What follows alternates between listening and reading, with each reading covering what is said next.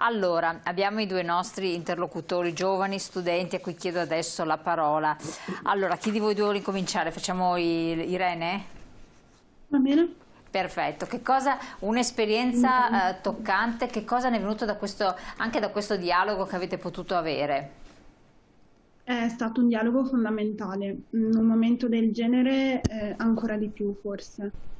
Ricordare per noi giovani è fondamentale, ricordare e ascoltare le testimonianze e farlo in un momento del genere, seppur in via telematica, quindi non avendo la possibilità di vedersi, di ascoltare le storie dal vivo, è stato toccante, forse ancora di più, perché c'era esattamente la volontà di farlo. E, io ringrazio l'organizzatore, ringrazio gli ospiti che ci hanno donato la loro di storia, la loro esperienza. È stato un giorno dove è stato fondamentale per noi capire quanto è importante la ricerca della memoria, gli istituti, quanto sono importanti e soprattutto quanto è fondamentale che i giovani ricordino e Ecco, quanto dobbiamo essere noi promotori di questo. ti interrompo un attimo, scusami. I giovani ricordino, qui però voi giovani, come anche non giovani, perché ormai stiamo parlando veramente di tantissimi anni fa, decenni, non possono aver vissuto, non possono aver ricordi, però vivono su un raccontato di fatto.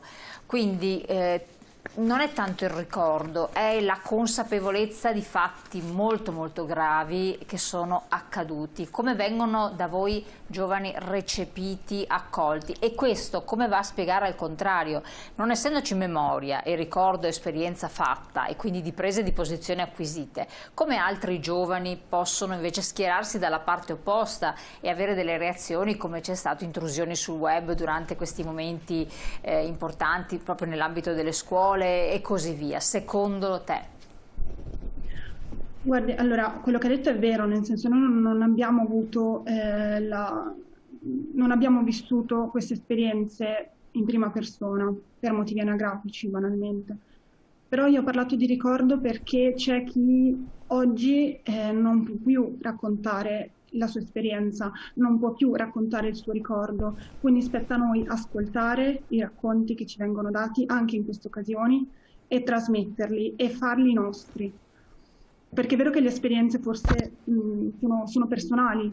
Sicuramente io, Irene, 25 anni, non potrò portare l'esperienza che mi è stata raccontata come fosse vissuta in prima persona, però posso ricordarla a chi quell'esperienza non l'ha ascoltata e sicuramente questo è fondamentale per combattere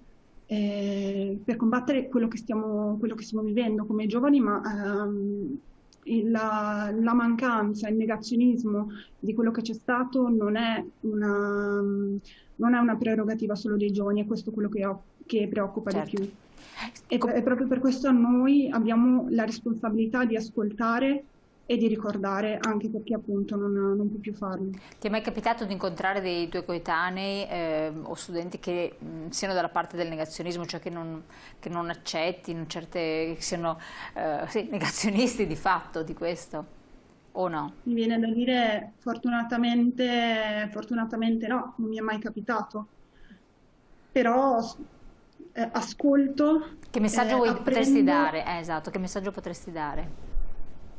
C'è la necessità di ascoltare, di fare proprie appunto le memorie di chi, di chi c'è stato, di chi le ha vissute e di far sì che quelle memorie passino dal livello personale della persona che le ha vissute a livello collettivo. È questa la cosa fondamentale.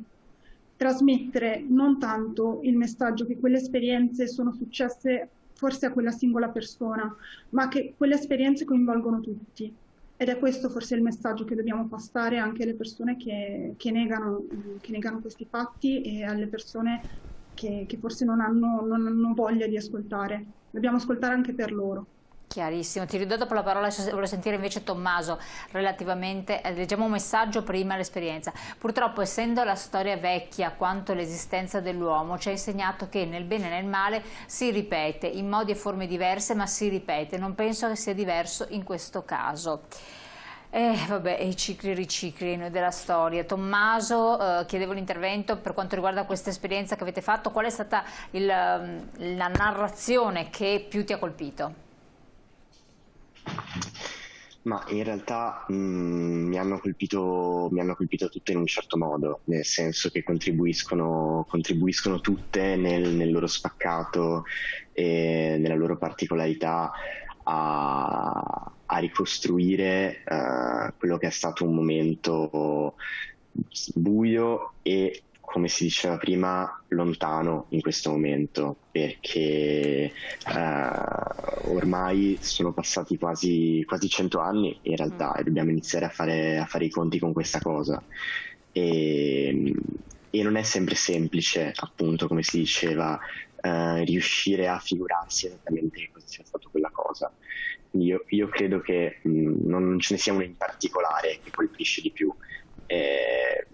Anzi, credo che tutti contribuiscano molto a rendere il peso e l'importanza che ha in questo momento la memoria.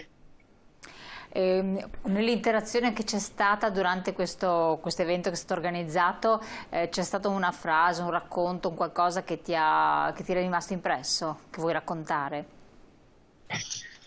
Ma io ho avuto il piacere di intervistare il generale Lenzi, appunto, dell'Associazione Nazionale Ex Internati, e devo dire che quella forse è una storia che rispetto alle altre si conosce meno, di cui si parla meno, Cioè? perché se è la storia degli internati, quindi dei militari, appunto, che a un certo punto cambiarono fronte, e perché si conosce molto bene quella della Shoah, chiaramente, che, come diceva Fulvio, è stata una delle grandissime tragedie della storia dell'umanità, appunto.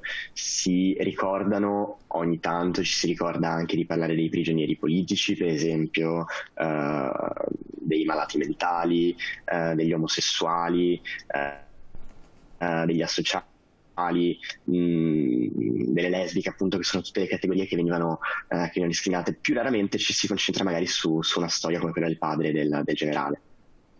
Certo. Che cos'era successo al padre del generale?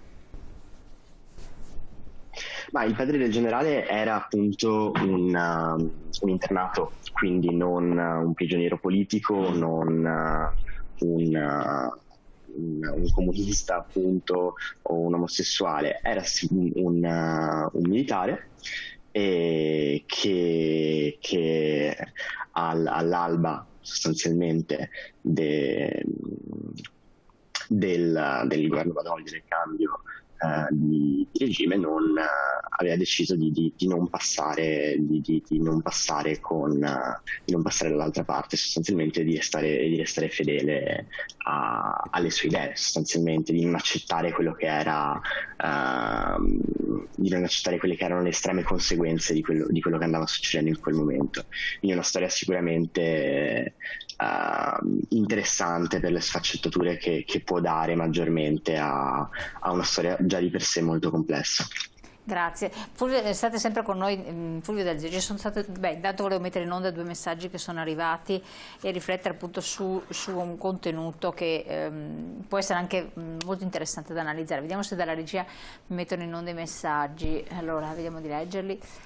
Parliamo dell'Olocausto, che è giusto, ma spesso non ricordiamo tragedie ben più recenti e spesso attuali, come per esempio quella dei curdi.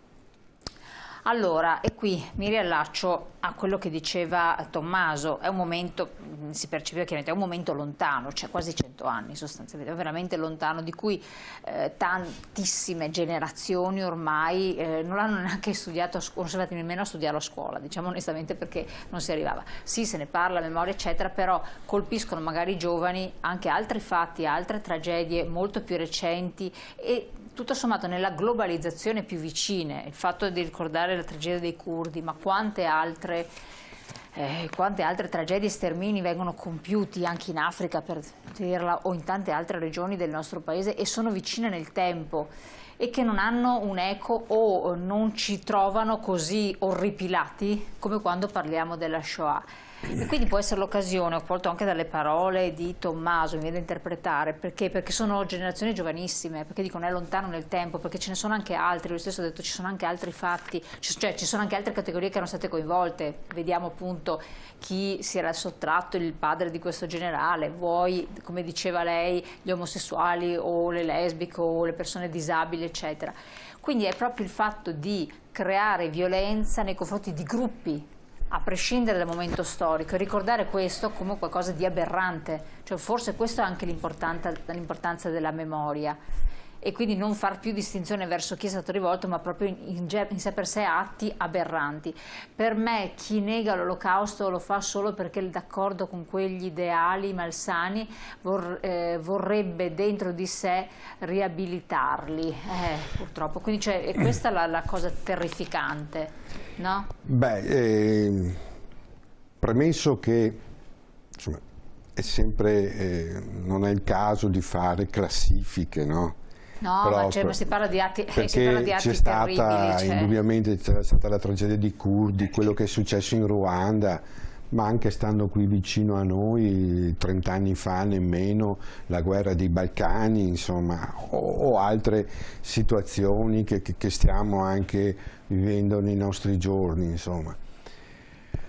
E quindi tragedie sono tragedie, il rispetto della persona, della dignità umana non deve mai venir meno, la pace. Noi la diamo per mettiamo la slide, la memoria, noi la diamo per scontata, ma insomma l'Europa, che è stata, come dire, il luogo dove si è consumata una tragedia di proporzioni inaudite. Ecco, forse la differenza, ma non per fare classifiche, sta nel fatto che nel 40-45, anzi dal 39, perché Hitler invade la Polonia nel 39, era un intero continente che era coinvolto, insomma, è stata una guerra mondiale che ha prodotto anche la tragedia della bomba atomica a Hiroshima e Nagasaki, insomma le tragedie sono... quindi ecco, forse sul piano storico e anche dal punto di vista del perché si sono realizzate le condizioni per arrivare a quelle tragedie, vale la pena, è giusto ricordarle sempre. Il nazismo e il fascismo sono stati coloro, ideologie politiche folli, perché bisogna dire così, che hanno creato le condizioni, sono stati gli artefici di quelle tragedie. Ecco, forse è questo l'elemento, cioè che c'era tutto c'era il mondo che era investito dalla tragedia della seconda guerra mondiale. Ecco, ripeto, non sono uno storico, non voglio fare classifiche, ma penso sia questo, insomma, perché quelle tragedie erano, come dire, scientemente preparate, pianificate, e gli artefici di questi sono stati il fascismo, che è nato in Italia e che poi abbiamo esportato in Germania, in altri paesi, in Spagna, per non dire da altre parti. Ecco, forse per questo credo stia un po', come dire, la differenza, e perché è giusto ricordare il giorno della memoria, ma ricordarlo sempre, deve essere un'attività costante, continua. Ecco, volevo mettere la slide, se potevo mettere la memoria è l'antidoto contro ogni forma di negazionismo e contro qualsiasi rigurgito fascista e nazista. C'è proprio una slide ad hoc, chiedo dalla regia se la possono mettere in onda. Sì, i dati dell'Eurisp ci dicono che oltre il 30% tra chi lo nega e chi invece dice che è sovradimensionato, se ne parla, non tutto quello che raccontano è vero, insomma, ci dicono che è un dato che ci deve far preoccupare, insomma, e quindi è giusto ricordarlo il giorno della memoria, il 27, ma è giusto ricordarlo sempre, fare un'operazione costante importante di ricordo, parlare nelle di scuole, sensibilizzazione.